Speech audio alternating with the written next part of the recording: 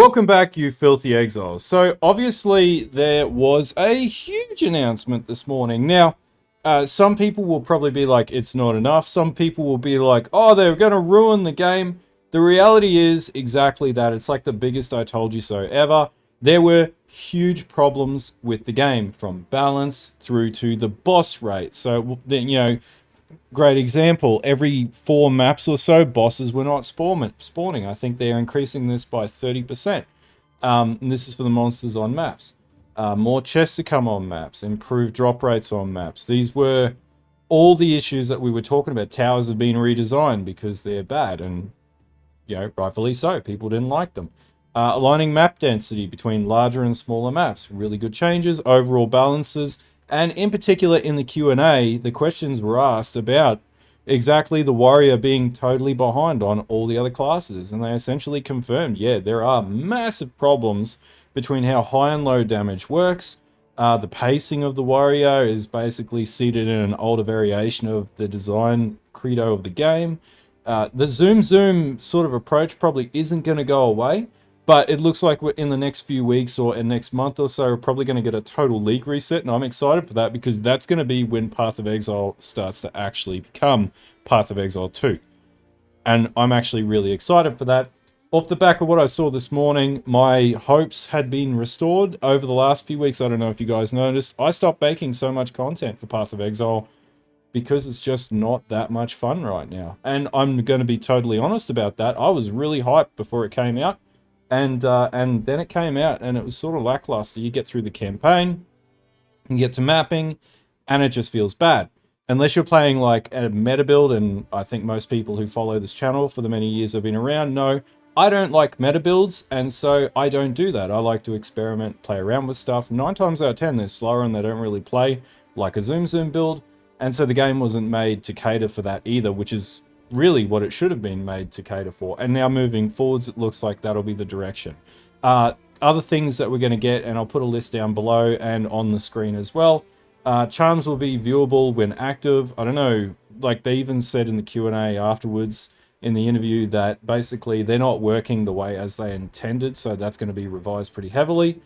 6 portals on pinnacle boss fights. We can now see them in the distance. We'll go through all this because we're going to play the video and then talk about it afterwards or during the video as well. But basically, all in all, like even down to like crafting on high level items, they're attacking that and basically adjusting that. They set a 15% buff to armor. I think it's got a long way to go, but I think the way that damage has been designed is not right. And I think this is something, and they even admitted to this in the Q&A after the announcement, that there's big problems with how damage works. Precursor tablets being added, a bossing precursor tablets, which is good. A lot of the issues with map sustain, even though they couldn't replicate the issues, I certainly ran into the issue as with most players, will be solved with more bosses being in the game overall, so more drops coming off bosses. There was a conversation about rarity, and I saw some really ridiculous posts on X and Twitter and what people defending rarity, and the devs defended rarity until they started talking about rarity. And Gazzy's question was actually really good, which pointed to the reason why the Quant Jewel or Quant Gem was removed from Path of Exile 1, because they're using rarity as the same way that they designed rarity in Path of Exile 1 when it first came out. And there was a reason why they changed rarity, because it didn't work. And right now, rarity is also attached to the, like, rarity and quant are bundled in to one number. It's attached to the currency that's dropping, and this is currently inflating the market. For the cost of things, there's a lot more currency dropping for people who play with a lot more rarity. This is really noticeable, by the way, when you're playing like red tier waystones and you're just running like 90% rarity against like 40% rarity, is just huge difference of the amount of exalts that drop just in that little sort of example there. And so as they were talking about it in the Q&A, I won't play this on here. If people want to see me do a video breaking down each of these parts, I will. Basically, they realized on the spot in the interview that, yeah, there was a problem. And I'll put a link to the original interviews as well down below and everything.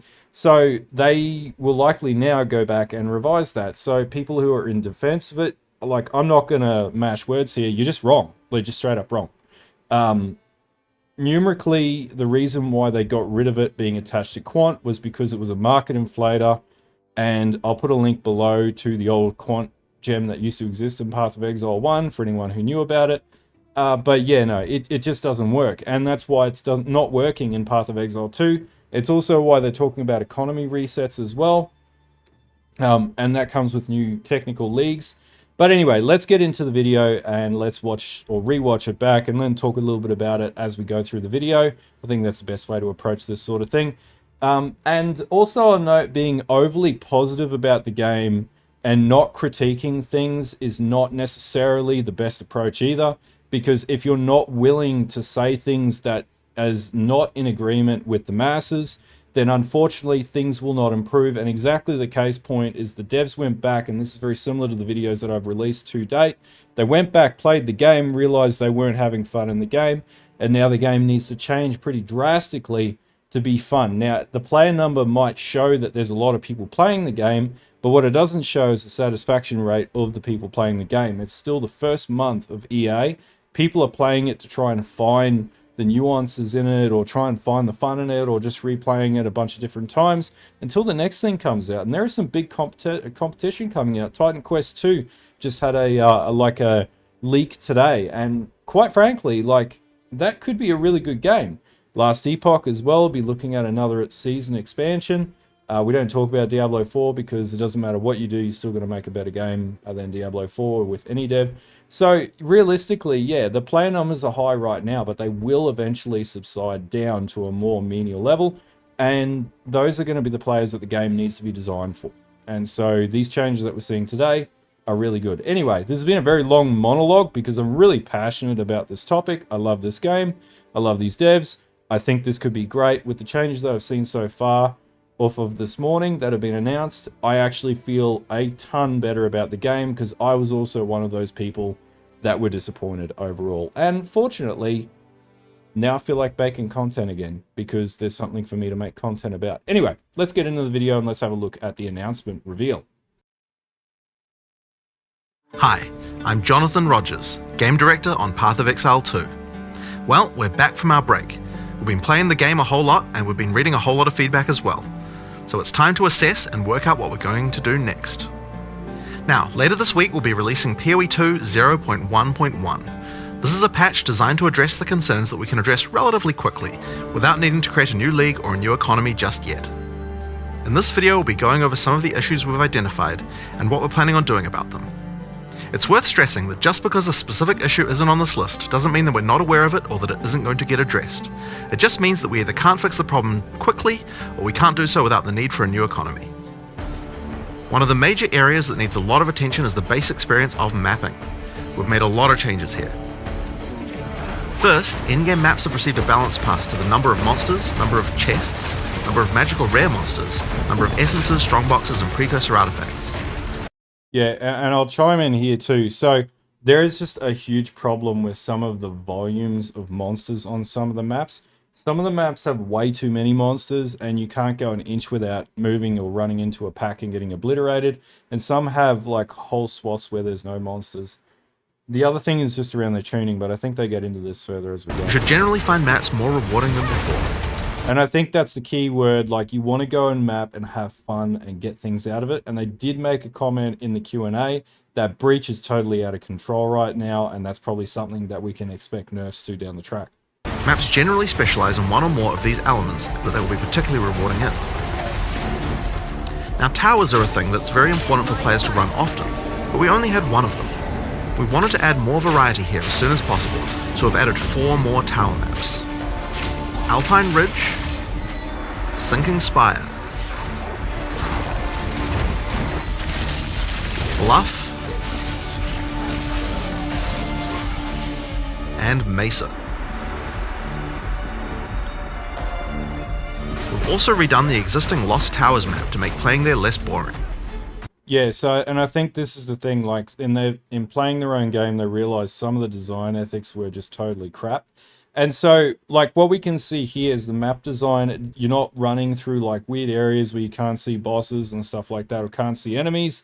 You can see everything, and that's a big problem that a lot of the maps lead to, is you can't see things. And so that's where frustrations come in getting sort of ripped. is, yeah, you're going to die to stuff if you can't see it at the end of the day. So this is actually a really good change. I'm still not totally sold on towers, but if they play more like mini small maps or like ARAM map sort of things, I'm okay with them as long as they've got good flow. Right now, as they are before the patch, they feel pretty bad, and it's like ripping a band-aid off to want to play them. So this is a nice and welcome change. We're now also spawning more maps with bosses. And seeing here, like, just the bosses coming up in here. The rate was intended to be 1 in 4 maps, but in reality the rate was much lower due to some maps being unable to spawn bosses. We've increased the rate to compensate for this issue so that we can get the actually intended rate. We're also adding a new type of tablet that allows you to add bosses to your maps with its own mod pool. And I think that's a huge thing, because bosses are actually a lot of fun to play in this game, but there just weren't enough to fight. And also they help you sustain maps because you get map drops generally from bosses. So you need to be able to take bosses down to be able to proceed and excel in the end game. And that's where I was running into issues. My build was lackluster, but also on the other side of that is I wasn't running into enough bosses and being able to sustain it. And I was dying randomly in maps, losing the bosses. And you don't really get another opportunity once you lose the map. So, and this was another thing that was brought up in the Q&A at the very end when they were doing the interview, was around creating, I guess, mapping a more sustainable environment, you know, stopping so much death from occurring randomly and stuff like that. These are all things that will hopefully be future balance passes. Strongboxes also needed some love. Yeah, strong boxes were just totally terrible. I avoid strong boxes because it takes 10 years for them to spawn. Now spawn monsters faster, have a less annoying fog effect, and have also received changes to the timings and effects of the mods on them. Now, let's talk about visibility of effects. Many maps had too much clutter, preventing effects on... Yep, and that's one of the biggest problems. So you can't really see what you're doing in a game that requires a slower pace if the whole map is filled with 90% shit. And the other problem is a lot of the environmental effects were cluttering the map as well, so you couldn't really see things. And so that's how you were dying in maps. On the ground from rendering, causing you to be unable to see and dodge them. We've both changed the level of clutter on some maps and changed some effects to make sure that they are always visible. In addition, like just looking at that, like I know the comparison map they're going at, this looks 10,000 times better and you can actually see what's going on. Elemental explosion effects have had visibility improved. Stick around for longer before they explode and disappear without exploding if a rare monster dies. Volatile plants are also way easier to see before they... I have died to more volatile plants than anything else in the game. So being able to see them is a huge advantage because 9 times out of 10 they creep up on you and bam, you're done. Like 3 hits, you're done. So this is actually a really welcome change. Explode. Now we've also increased the zoom level on the Atlas. Another appreciated change. Done a pass on various terrain collision issues in many maps. So terrain collision again was one of the reasons why I was dying a lot when I was playing through the game, because you just get stuck on stuff randomly and then you're screwed. So again, nice change. We've also improved the load times of opening the world map and Atlas. Huge change. Really frustrating previously. You'd have to wait. And I know it sounds like a small thing, but having to wait like whatever seconds just slows the whole flow and gets more frustrating. So this is actually really good. Panel. And we also now show the biome of a map on the hover for it.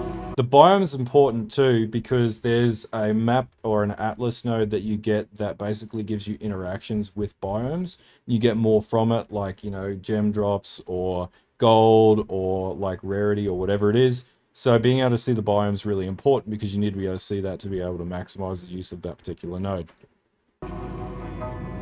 For other in-game content systems, we're focusing on getting all the rewards in line with what they should be. For Delirium, we recently fixed a bug which caused Delirium monsters to just not spawn after the starting part. And we've also buffed the rate of simulacrums dropping by 20% to make it more in line with the rate of finding the Expedition and Ritual bosses. For Ritual, we've made Omens now appear in the Ritual Tribute window 60% more often. That seems like it may not be a big thing, but Omens are basically how metacrafting is achieved. And so having more access to omens is going to make it a lot easier to craft from using Ritual. For Expedition, we've improved the rarity from the shops. They also said from Expedition they're going to be doing something more with this, and I agree with them right now. It feels pretty lackluster and really boring, and they know that it's not hitting the way that they wanted it to hit initially. So I feel like the changes that will come with Expedition will be good, because right now Path of Exile 1's Expedition is fantastic. PoE 2, pretty meh. We'll be wanting to make some more substantial changes to the rewards for this league later on. Now, one of the major concerns that we're often seeing is that getting to play Pinnacle content just takes too long, and that when you do finally get there, you only get one attempt and don't get a chance to learn the boss. In order to address these concerns, we're making the following changes. First, we're making the Citadel spawn close. This is a very huge change, being able to see the Citadels and having them spawn closer. Closer to the center of the Atlas, and we've also added an effect so you can see them in the fog of war from further away. That's awesome. Like, yeah, it's going to be much less grindy with that. This makes them much easier to find. To address the problem of only having one attempt, on the Arbiter of Ash you will now get up to 6 respawn attempts. And I feel like they're going to bring in more attempts for a lot of other bosses, and they said it'll scale as you level it up as well, so the harder the boss, the less attempts. Respawns can only be triggered by the person who put in the keys, and everyone in your party will be respawned at the same time. Leaving the map still forfeits your attempt, so you'll still need to fight the boss with the build you walked into the map with. Higher difficulties of the boss will lower the number of respawn attempts you get, but you should know the mechanics of the fight by then, right? Now, we'll also be adding respawns to other Pinnacle content as well over time. Another thing that players have noticed is that there are less keys from Faradin Citadels on the market, and thought that it was because the Citadel spawns less often. It turns out though that this is just because the boss kills players more often than the others. We've made a few changes to that boss to bring it in line with the. This is what I was saying about Jumanra. So Jumanra is a problematic boss, and it was a problematic boss in the campaign. And it's a good change, and I hope they also echo these changes through the campaign as well. Got no other real issues with the campaign outside of Jumanra, so that's good to see. Other bosses. A lot of people have reported that many of our unique items are feeling underwhelming. Basically, unique items are crap. I was going to do a video on it, and I just went, I can't be stuffed because my motivation levels dropped out totally. So this was really good to see. Uniques are often designed to be build enabling at high levels, even if they're low level uniques. But we realise that we do need to make sure that more uniques feel powerful when you first get them at low levels too. In this patch, we are buffing a lot of. So just looking at this, so Deodora's Tenure sort of looks like the old variant, and it's not really a huge change, to be honest with you. Edwin's Tusks is something that I really wanted to play in the campaign, but this actually doesn't really look that good, to be honest with you. It really does not look like 50%. Oh, okay, 50% chance to inflict bleeding on hits. Huge. All right, fantastic. Bramblejack, regenerate 5% of life while surrounded. That's actually a really OP stat, and I can actually work with that, and cannot evade enemy attacks. I could actually work with that, so that's not bad, but also its other stats are really bad. Alright, so we got Brenwan's Mark. Yeah, this is pretty bad. Yeah, but they've reduced attack speed. Frost Breath, I think I made the comment that it was pretty bad. 5% chance for critical really isn't that good, and then they've increased the base. Again, like, it's still not a very good item if you ran it like standalone. It's not that great. Black Braid, more armor, but it's inconsequential. Resistance, again, inconsequential. Armor applies to elemental damage. That's actually really strong. That could be really, really strong. Okay. Alright, well, maybe that's not as bad as I thought it was. They're still pretty lackluster. They're not that good. And I don't necessarily think you'd be playing them in builds. But anyway, we'll see what happens. The patch notes will tell us a lot more. Uniques. These changes should make finding uniques at lower levels a lot more fun, and make subsequent character playthroughs. So we got some other ones here. I don't really care about those boots because they're irrelevant. Mist Whisperer, again, like, not a huge change. Chill Duration is what they've added. Painter's Servant. That could be good because it's scaling in percentages, and percentages are a lot stronger than just like base stats. Stake, still not a good item. Can't quite make that item out, but it really doesn't look that good. Oh, that's actually a lot. That's like double the armor, so that could be good. And 28% increased strength from 19% is pretty big if you're doing strength stacking. Yeah, okay. Well, like, there's still, maybe there's going to be a few more items that you played in the end game, but I really just don't think they're anchoring on uniques as end game build variant items. It's more fun too when you have some great uniques to use. We're also changing a few other things to make finding rares better at higher levels too. First, we're changing mod weightings a bit to make sure that there are less bad mods. Another fix is making high tier items no longer cull the highest tier modifier of a given mod type. This bug caused bows and crossbows to not spawn with attack speed at tier 5 rarity, and rings to not spawn with life at tier 5 rarity. Another change we're making is to make it so that socketable. This is awesome. So now you can actually like switch out the sockets, which is fantastic, because basically if you got it wrong, you'd brick your gear. Such as runes can now be overwritten with another socketable. Now, as we continue to play, we still find many balance anomalies with specific monsters or bosses that can be nasty if you encounter them. This patch contains a pass adjusting a large number of those monsters and bosses. We'll save the... This is really good, and we're going to go through in great detail on this too. So there were a lot of problems with a lot of monsters and bosses, including white packs in particular, tend to have a lot of massive issues around the upper and lower ends of damage. They acknowledged this in the Q&A as well. It's good to see that they're taking on board the considerations. A lot of people were saying, oh, they're fine, they're fine, they're fine. They were not fine, because if you play a mid-tier build, not like a high-performing build, but a mid-tier build, you would get totally eviscerated. So this is basically bringing it back down to, and hopefully this is extreme enough, to bring it closer to like a PoE 1.5 level with monsters, because they're going to increase defenses, fix skills. And this also comes back to where people are saying just add more content into the game, and they agreed in the Q&A too. This is just a side note to this, that basically adding more content's not good because they can't fix these things and narrow this down and figure out what a proper build looks like and what monsters should look like and what they should do. And after they've played the game, they've acknowledged that, yeah, there's a lot of problems with the way that damage was coming from monsters and the tuning of monsters. And so this looks like a significant amount of changes in the right direction, fortunately. And I'm really happy to see this, because this was maybe the most frustrating thing for me as I've played through on really mid sort of builds. Full list for the patch notes, but there are a significant number of changes here that should address many cases where monsters or bosses felt too hard in certain circumstances.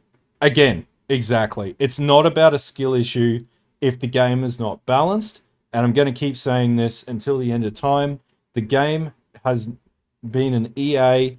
It's not balanced. It's not a bloody skill issue as people keep wanting to say it's always a fucking skill issue. It's the case that the game is not balanced. Even the devs are acknowledging that. And if you're coming in here saying it's a skill issue, guess what? Take it up with the devs at this stage.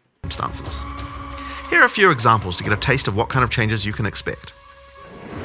The Silver Fist Commander roll now does a lot less damage. Plague Bearer's Detonate Dead can no longer be used from off-screen and has better telegraphing.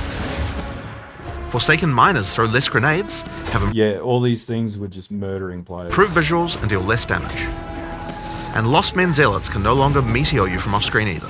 Fantastic! All these things I have died to and have been tilted about, so I am really happy about these. As well as many other changes just like those. One of the big issues for players on consoles is that the web-based item filter system is currently not working. This means that they can't use item filters like the PC users can.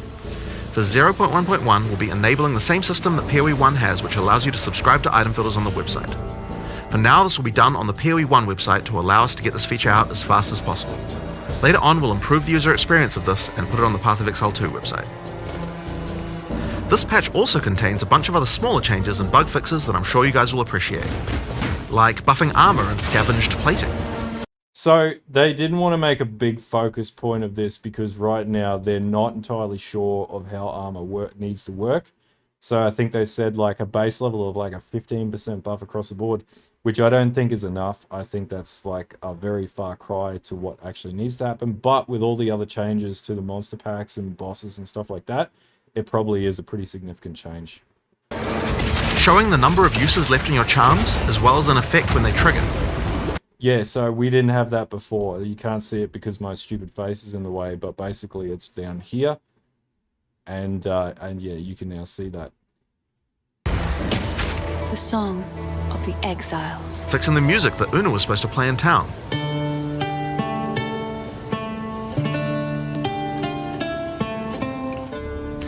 plenty of other little fixes and improvements throughout the game. Now, we have a huge amount of much more meta-shifting changes that we know we want to make. And one of the best things about having the game in early access with the endgame is that we now have a much better idea of where we want character power to be and what the balance of bosses and monsters should be relative to that. But those types of changes are going to have to wait until we are ready to make a new league with a new economy for people to play in. That's still a little while away yet, but in the meantime we'll be continuing to identify things that are causing frustration and try and address them. I want to thank you guys for playing and hope to be doing more of these in the future. Later. Okay, so I want to touch on a few things that were covered in the Q&A as well around just some of the wording. Is they really focused on talking about making the game playable, right? And I feel like that's a really interesting word to use in this scenario, because someone who knew the game was playable from the get-go in the right state wouldn't make that sort of comment. Maybe it could just be like a nuance of wording or something like that where they've used it without any real underlying motive. But the way that I feel around, or the way that I interpret the way that I saw the interview play out, and we won't go into detail of the interview in this video because there's plenty more videos we're going to be making about this stuff, is that even from their experience with playing through the game, they found elements of the game that just weren't playable. And the other thing I'd say is, and this is people who like the difficulty from the campaign and whatnot, is I don't necessarily think that was the original intention of what the game was supposed to be scaled out. It wasn't supposed to be a Dark Souls game, and this is exactly what I've said over and over and over, and there have been tons of vitriolic comments that have shot back at this, is this is a Path of Exile game. This is not Dark Souls. And so people coming out and saying, oh, they like the difficulty and they like the Souls-like gameplay, that's just simply not what this game is. It's not Path of Exile 1. So the accusation of you just want Path of Exile 1 is not appropriate. It's Path of Exile 2. It's not supposed to be a Souls-like game. It's supposed to be challenging, but challenging in the right ways that end out being a rewarding and fruitful outcome. And in this early EA for the last month, it just has not felt like that. In many instances, I've played and have just gotten totally tilted because you just get one-shot by stuff randomly. Or it's just the drop rates aren't tuned up. Or it's you're not getting enough boss encounters. You can't sustain this. You can't sustain that. Right now, the market is chuffed as well. So that's a big problem, which, you know, will be reset on a new market.